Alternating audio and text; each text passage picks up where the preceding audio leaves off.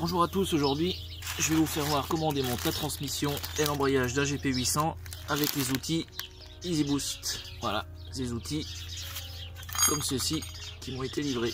Alors on va commencer par démonter le cache plastique et le carter de transmission.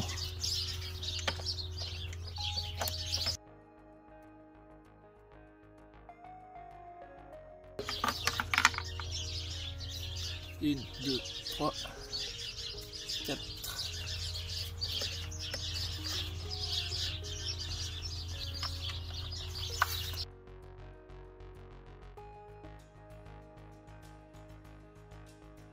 Donc là, on a enlevé le cache plastique.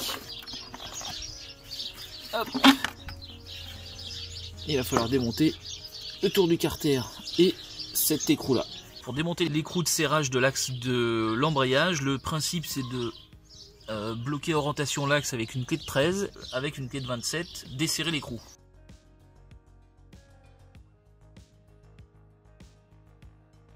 Voilà, donc ce qui nous donne accès au tour du carter. Ce sont des vis de 8.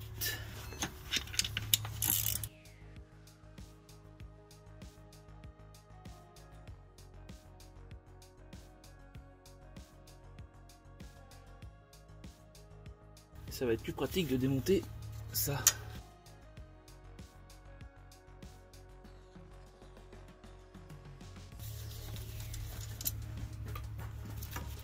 Hop, voilà.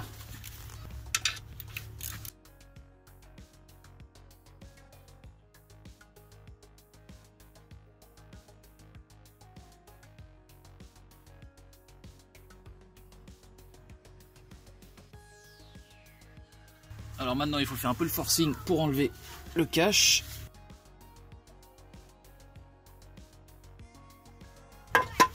Voilà, donc après le principe c'est de mettre la clé EasyBoost avec les deux tiges filetées dans les deux trous. Et moi je vais la faire reposer ici, là-dessus, pour pas qu'elle bouge sur le châssis. Une douille de 32.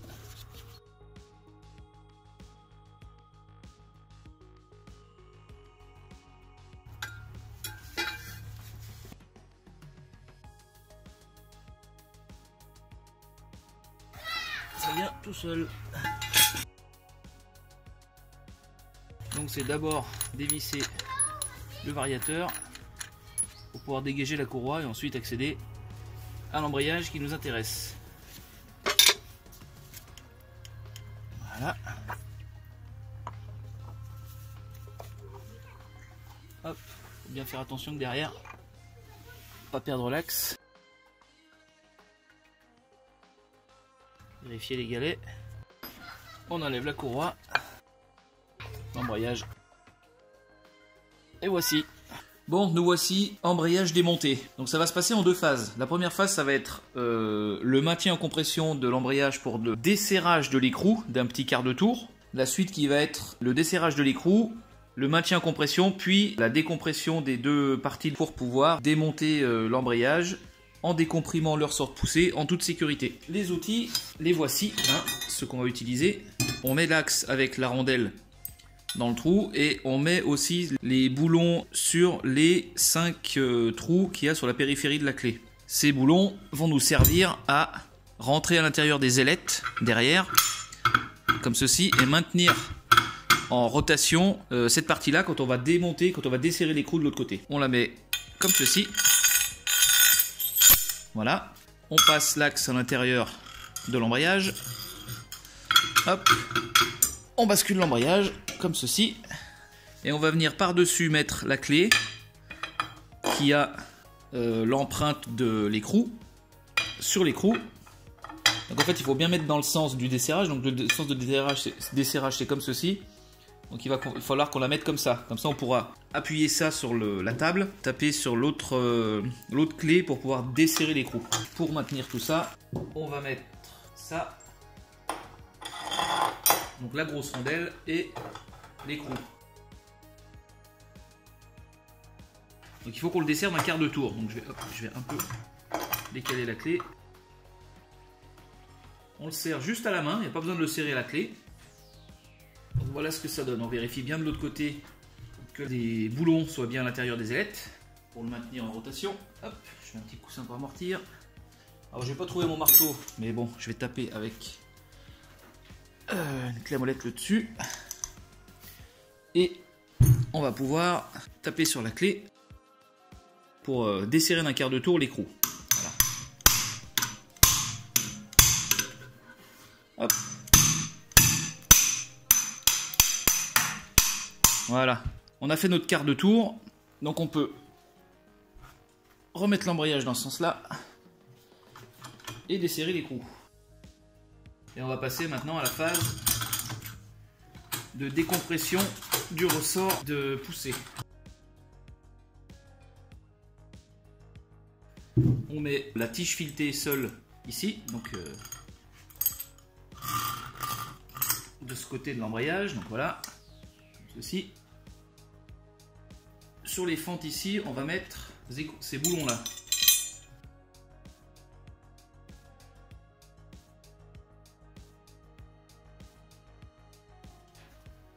Là.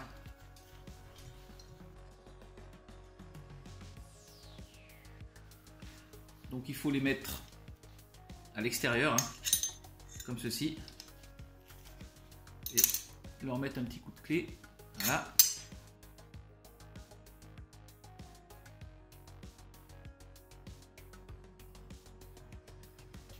Et voilà. Je vais passer la clé ici. Elle va appuyer sur cette partie de l'embrayage à l'extérieur. Il faut bien faire attention de ne pas tomber sur une ailette pour ne pas la tordre. Donc on va essayer plutôt de tomber sur les axes et pas dans des trous non plus. Alors essayez de se mettre voilà, comme ceci, là c'est bien. Essayez de se mettre le plus droit possible parce que vous voyez l'épaisseur des ailettes. Si vous tombez ici dans un trou et ici sur une bosse, bah c'est surtout au remontage, l'embrayage va descendre de travers. Donc voilà, ça c'est important, mais plutôt au remontage. La rondelle pour que ça appuie un peu plus uniformément, comme ceci, et l'écrou. Voilà, il va falloir juste le serrer un tout petit peu pour ne plus qu'il soit en pression. Donc on maintient comme ceci l'axe par en dessous avec une clé de 16 et avec la clé de 17 on serre légèrement. Hop. Et normalement, vous voyez, voilà, l'écrou vient tout seul. Voilà, une fois desserré, on le met un peu de côté. On va pouvoir desserrer l'écrou de 17 qui est ici.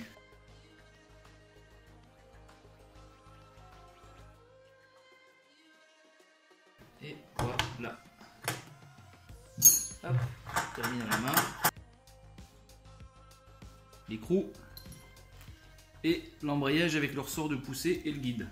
Ici et là se trouvent deux méplats, deux chanfreins, on va dire. Il faut que ces deux chanfreins au remontage correspondent avec les deux chanfreins qui sont là et là. Donc quand vous allez remonter votre embrayage, mettez-le à peu près en face. À savoir que même quand il va être en compression, vous allez pouvoir un petit peu le bouger pour terminer le montage. Donc on va procéder au remontage de l'embrayage avec les outils Easy Boost.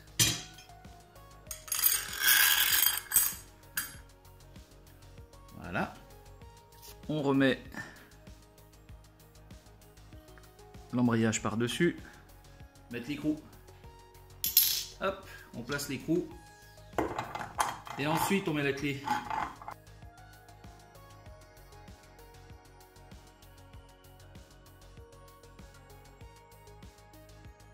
Vu qu'il descend pas droit, il faut forcer un peu du côté où il est le plus haut pour le remettre à plat et que les deux chanfreins soient en face. Voilà, on serre pas trop fort non plus, mais on le serre pour qu'ils soient embutés, pour que les deux parties soient embutées, pour venir ensuite mettre l'écrou.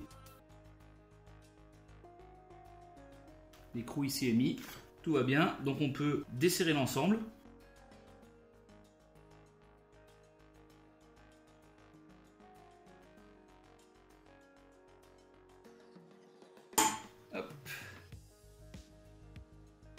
Et donc le principe maintenant, c'est de faire la même opération qu'on a fait tout à l'heure avec cette clé et les petits écrous hexagonaux, les boulons hexagonaux, pour venir se caler dans les ailettes et de l'autre côté serrer l'écrou.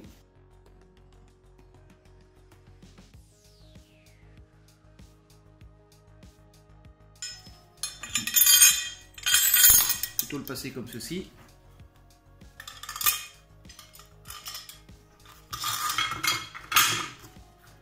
Et voilà. Donc le principe, ça va être de mettre l'empreinte l'empreinte d'écrou de la clé ici, et cette fois-ci de le serrer dans ce sens là. Donc il faut plutôt mettre la clé dans cette position pour pouvoir ensuite taper dessus pour serrer l'écrou.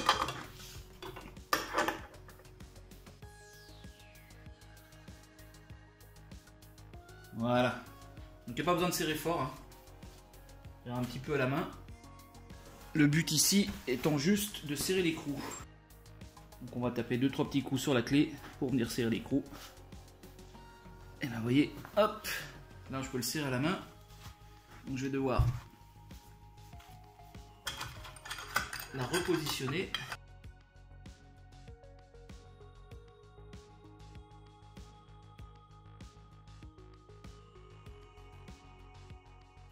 Tapote dessus. Voilà. On a démonté et remonté notre embrayage.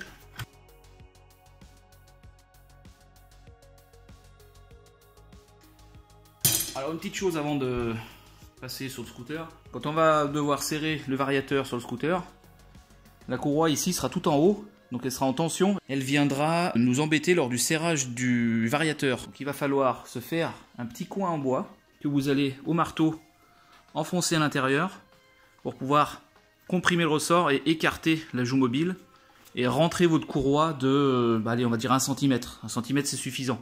Donc on est revenu sur le scooter. Voilà. Donc on va remettre l'embrayage sur lequel j'ai remis la courroie que j'ai tapoté un peu, que j'ai rentré.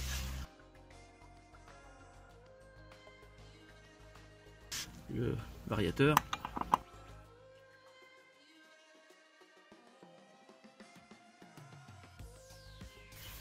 Là.